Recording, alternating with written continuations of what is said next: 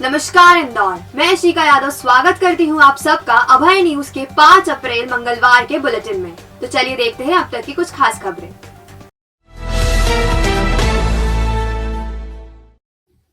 देश भर में चैत्र नवरात्र पर देवी मां की आराधना की जा रही है। अष्टमी और नवमी पर कन्याओं के पैर पखार कर पूजन किया जाएगा और उनका आशीर्वाद लिया जाएगा। वहीं दूसरी ओर एक बुआ ने अपनी ही भतीजियों को जिंदा जला दिया। अवैध संबंध में अंधी बुआ ने पति की रोक टोक से नाराज होकर झोपड़ी जलाई तो उसमें 2 मासूम भतीजियां भी जिंदा जल गई। उनकी चीखों से पूरा इलाका गूंज गया था।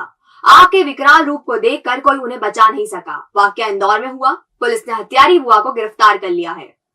राजेंद्र नगर थाना क्षेत्र के न्यू प्रकाश नगर में रहने वाली 23 साल की बरखा के पड़ोस में रहने वाले विनय नामक युवक से अवैध संबंध थे। इसे लेकर रविवार रात में पति कमल से उसका विवाद हुआ था।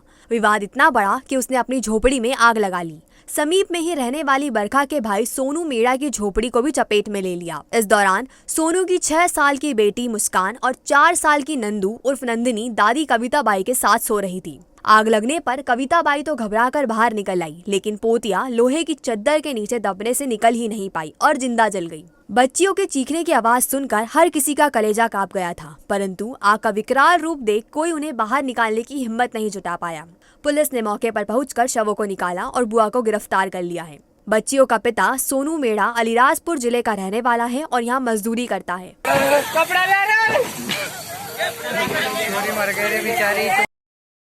क्या कर रहे तेरे घर वालों ने? कल दिन भर से इनके परिवार में इनकी बुआ, उनके मित्र आपस में कुछ विवाद हो रहा था उनका, और विवाद के बाद जो मृतिका बच्चियां हैं उनकी बुआ के पिता, मृतिका बच्चियों के दादा ने बुआ को डांटा था, कुछ समझाइश सख्ती से दी होगी। वो उसके फलस्वरूप गुस्से में भावावेश में आकर महिला ने आग लगा दी थी घर पर। और चूंकि दोनों छोटी बच्चियां थी उस समय सो रही थी और जो झुग्गी टाइप का मकान था उसमें आग जल्दी पकड़ ली और छोटी बच्चियां खत्म हो गई थी। जो बुआ का नाम आ रहा है वह है बरखा, पति मंगल भी, उम्र 23 वर्ष, जो वहीं पर ही रहती थी झुग्गी में, और ये सभी वहाँ पे बेलदारी का काम करते थे, हमाली का काम करते थे। सरकारी अस्पताल की दुर्दशा देखनी है तो एमवाय अस्पताल चले जाइए। यहाँ की हालत देखकर आपको रोंगटे खड़े हो जाएंगे। जी हाँ, यह सच है। अभी तो गर्मी की महज शुरुआत हुई है और मरीज आईसीयू में पसीना पसीना होने लगे हैं। इससे जनरल वार्ड की हालात का आप अंदाजा खुद लगा सकते हैं। ऐसे खराब होने की वजह से मरीज की जान बचाने के लिए परिजन खुद घर से पंखे ला रहे हैं। एमवाय प्रबंधन के कुप्रबंध की पोल सुगंधा नगर में रहने वाले यूसुफ खान ने मंगलवार को पत्रकार वार्ता में खोल दी। उनकी मामी फेमिदा भी 29 मार्च से एमवाय के आईसीयू में भर्ती है। उनका आरोप है कि मोटी रकम देने के बाद ही उनकी मामी का एमवाय में इलाज शुरू किया गया। न्यूरो सर्जन ने ऑपरेशन किया है। इसके बाद भी 7 दिन से एसी खराब है। शिकायत करने पर कर्मचारी कहते हैं सरकारी काम है, यह तो ऐसे ही होगा। यूसुफ का कहना है कि सीएम हेल्पलाइन, कलेक्टर और सीएमएचओ को शिकायत करने के बाद भी जब समस्या हल नहीं हुई तो मीडिया को बुलाकर सच्चाई सामने ला रहा हूँ। और पंखे स्वयं पेशेंट खुद लाके अपने अपने पैसे से लाके लगा रहे हैं। जितने भी पेशेंट एडमिट है सब अपने अपने स्वयं के पंखे खरीद के लगा रहे हैं। उसके बाद ऑक्सीजन की पूरी लाइन ख़राब पड़ी हुई है, उसकी भी कोई व्यवस्था यहाँ पे नहीं है। जितने भी सीरियस पेशेंट है जिनको ओटी से ऑपरेशन होता है, अभी न्यूरो सर्जन का हमारा भी ऑपरेशन हुआ, वैसे पेशेंट को भी, इतने सीरियस पेशेंट को भी इनने जो है वैसे ही पटक के रखा हुआ है। यहाँ ना एसी की व्यवस्था है ना पंखे की कोई व्यवस्था है। हाँ नहीं, मैंने बोला था तो वो बोल रहे कि भैया अभी तो सरकारी काम है, बस जैसा चलेगा वैसा चलेगा, इसमें कोई विशेष आपके लिए कुछ भी नहीं होगा। अस्पताल प्रबंधन के अफसर और कर्मचारी ठीक से बात ही नहीं करते हैं। आईसीयू में भर्ती सभी मरीजों की स्थिति यही है। हालांकि मामले में अस्पताल प्रबंधन ने माना है कि तकनीकी गड़बड़ी की वजह से एसी खराब हो गए हैं, लेकिन उनके पास पर्याप्त पंखे हैं। यदि मरीज के परिजन खुद ही पंखे लेकर आ रहे हैं तो इसमें हम क्या कर सकते हैं? नहीं, ऐसा नहीं है। हमारे पास खुद की स्वयं की व्यवस्थाएं हैं यहाँ पर, और कुछ एसी में अगर प्रॉब्लम होती है तो उसको सुधारने की प्रक्रिया अभी उसकी जारी है। और हमारे पास भी मतलब स्टॉक में पंखे पर्याप्त हैं जिनको हम स्थापित कर रहे हैं उसमें मरीज को। बाकी अगर वो मरीज अपनी मर्जी से लेके आ रहा है तो वो। सब्जी मंडी के पास मैदान में बैठकर ग्राहक का इंतजार कर रहे तस्कर को पुलिस ने 5 लाख रुपए कीमत की 51,000 एमडी के साथ गिरफ्तार किया है। आरोपी लंबे समय से तस्करी कर रहा था और पुलिस उस पर निगाह रखे हुए थी। डीसीपी निमिष अग्रवाल ने बताया, मुखबिर की सूचना पर श्री रामकृष्ण बाग खजराना में रहने वाले आशुतोष उर्फ आशु पिता तुलसी राम लंबे समय से नशीले पदार्थ की तस्करी कर रहा था। सूचना पर पुलिस ने जाल बिछाकर उसे रंगे हाथों पकड़ने की योजना बनाई। वह लसूड़िया थाना क्षेत्र की निरंजनपुरी सब्जी मंडी के पास बने खाली मैदान में बैठकर ग्राहक का इंतजार कर रहा था। उसी वक्त पुलिस ने उसे दबोचा और 51 ग्राम एमडी ड्रग्स जब्त किया। वह होटल में रहता था और आसपास एमडी की सप्लाई करता था। क्राइम ब्रांच के द्वारा एमडी ड्रग्स पे लगातार कार्रवाई की जा रही है। उसी क्रम में हमने आशुतोष बुरासी नाम के व्यक्ति को पकड़ा है और उससे लगभग 51 ग्राम कमर्शियल क्वांटिटी की एमडी ड्रग्स बरामद हुई हैं, जिसकी मार्केट वैल्यू लगभग 5 लाख रुपए है। तो इसमें जो है उससे पूछताछ की जा रही है और उसमें आगे इसका क्या लिंक्स हैं, ये किस किस को देता था, कहाँ से लाता था, इस संबंध में पूछताछ जारी है और मुखबिर की सूचना पर इसको गिरफ्तार किया गया है। इंदौर में कहाँ से पकड़ा? चर्च के सामने से क्रिकेट का ऑनलाइन सट्टा चलाने वाले 2 भाइयों को पुलिस ने गिरफ्तार किया है। इनके पास से मोबाइल, एलईडी और 3.5 लाख रुपए नकद मिले हैं। पुलिस सट्टा लगाने वालों को भी तलाश कर रही है। दरअसल भंवरकुआ थाना क्षेत्र में आईपीएल के लखनऊ और हैदराबाद के मैच का सट्टा लगाने की सूचना पुलिस को मिली थी। पुलिस ने संत नगर में चर्च के सामने से सट्टा लगाने वालों की पहचान की और दबिश दी। यहाँ से पुलिस ने अजीत सिंह उर्फ गोलू पिता निहाल सिंह और जगजीत सिंह उर्फ रिक्की पिता निहाल सिंह निवासी संत नगर को गिरफ्तार किया है। ऑनलाइन आईपीएल का सट्टा खिलाने वाले 2 लोगों को पकड़ा गया है, अजीत सिंह और जगजीत सिंह। इन दोनों को संत नगर क्षेत्र से पकड़ा गया है और अग्रिम कार्रवाई भंवरकुआ थाना द्वारा की जा रही है। मौके पर लगभग 3.5 लाख रुपए कैश और मोबाइल वगैरह बरामद हुए हैं। ये ऑनलाइन आईडी बना के ये लोग आईपीएल का सट्टा खिलाते हैं। आजकल ऐसी वेबसाइट आ गई हैं जहाँ पे सट्टे चलते हैं। ये उनकी आईडी जनरेट करके लोगों को देते हैं, अकाउंट खोलते हैं और फिर उसमें जो है उनको सट्टा खिला के उनके साथ सेटलमेंट करते थे। इनसे करोड़ों रुपए का हिसाब किताब मिला है और इनसे आगे भी पूछताछ की जा रही है। इंदौर में रहने वाले परिचित ने भोपाल में प्लॉट के फर्जी कागजात देकर 5 लाख रुपए हड़प लिए। यह शिकायत लेकर युवती जन सुनवाई में पहुंची। प्रशासन ने उसकी शिकायत पर जांच के आदेश दिए हैं। इंदौर में रहने वाली गीता नानेरिया ने बताया, वेदांत रोकड़े उसका परिचित है। उसने भोपाल में प्लॉट दिलाने का आश्वासन दिया। फर्जी प्लॉट के कागज देकर 5 लाख रुपए ले लिए। अब ना तो रुपए लौटा रहा है, न ही प्लॉट दिला रहा है। तेजाजी नगर थाने में 3 महीने से चक्कर काट रही हूँ, परंतु एफआईआर ही दर्ज नहीं की जा रही है, इसलिए जन सुनवाई में आई हूँ। प्लॉट की धोखाधड़ी हुई है मेरे साथ में। फर्जी प्लॉट के पेपर देके मेरे से 5 लाख रुपए लिए गए हैं और अब प्लॉट पे मेरे को कब्जा नहीं दिया जा रहा, ना मेरे पैसे वापस दे रहे हैं। ये वेदांत रोकड़े नाम का व्यक्ति है, उसने। वहीं तो इंदौर में ही रहती हूँ और वो भी इंदौर में रहता है, लेकिन मुझे फर्जी पेपर दिए भोपाल के। भोपाल में प्लॉट बता करके? हाँ, भोपाल में प्लाट बता करके मेरे से 5 लाख रुपए लिए हैं। क्या आपने प्लाट देखा कभी जाके? नहीं, मुझे ना प्लाट दिखाया है, ना मालिक से मिलाया, ना ही कब्जा दे रहा है, कुछ भी।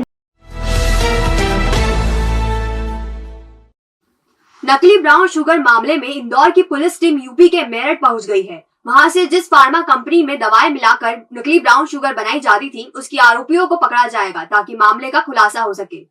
बताते चले कि पिछले दिन चंदन नगर पुलिस ने 15 करोड़ के 151 किलो ड्रग्स पकड़ी थी। उससे ही नकली ब्राउन शुगर मामले का खुलासा हुआ है। मर्गी दाने की आड़ में इंदौर में जब्त 15 करोड़ के ड्रग्स मामले में इंदौरी सरगना राघव भतीजेवाला भूमिगत हो गया है। पुलिस ने उसके खिलाफ लुकआउट नोटिस जारी किया है। उसके 3 ऑफिसों की जांच की जा रही है। पूरे मामले का खुलासा कोमल की वजह से हुआ। उसने राघव की ड्रग्स को चुराकर बेचना शुरू कर दिया था। उससे ड्रग्स खरीद कर बेचने वाले पकड़े जाने से पुलिस कोमल के जरिए राघव तक पहुंची। वो ये लोग जाते हैं और वहाँ इनको माल बनाते हैं। माल बनाने में इनको 10 से 15 दिन का टाइम लगता है। माल बनाने के बाद फिर ये यहाँ पे जो अभी एक हमारा आरोपी राघव करके जो फरार चल रहा है, उसको वो जो है अपने 3 ऑफिस में ले रखे थे। इनमें रेड करके पुलिस ने माल जब्त किया है बहुत सारा। तो वो यहाँ माल बुलाता था और उसको जो है अपने पैडलर्स के माध्यम से सप्लाई करते थे, जो 5-5 किलो के पैक बना के। इसमें कुछ साइबर डिटेल्स भी हम लोग ले रहे हैं। कुछ टीम यहाँ रवाना की गई हैं और डिफरेंट जो डॉक्यूमेंट्स हैं और अन्य जो साइंटिफिक एविडेंस है उसके बारे में अलग अलग टीम काम कर रही है।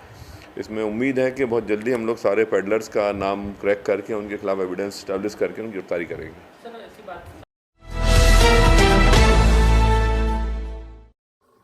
शेयर में निवेश के नाम पर एडवाइजरी कंपनी के जरिए 2000 लोगों को ठगने वाले रतन पटेल को पुलिस ने गिरफ्तार कर लिया है।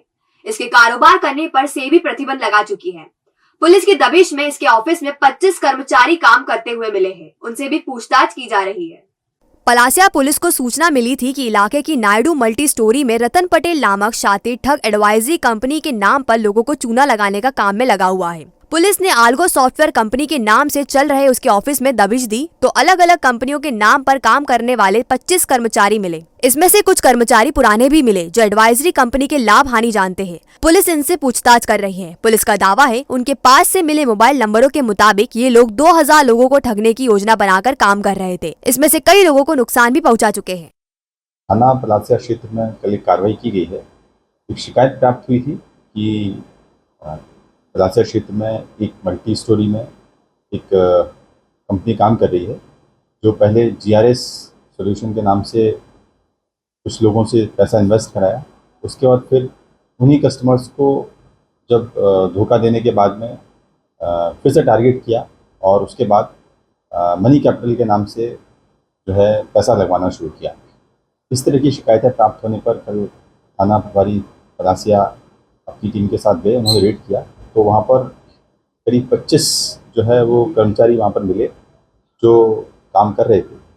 और उसके बाद जब उन्होंने बहुत बारीकी से वहाँ पर पूछताछ की तो पता लगा एल्गो ट्रेडिंग के नाम से उन्होंने एक फ्रंट ऑफिस बनाया हुआ था और उसमें कई सारी कंपनी को उन्होंने ऑपरेट कर रहे थे और अलग अलग लोगों से फ़ोन पर संपर्क करके शेयर में निवेश कराने के नाम पर उनसे पैसा लगा रहे थे।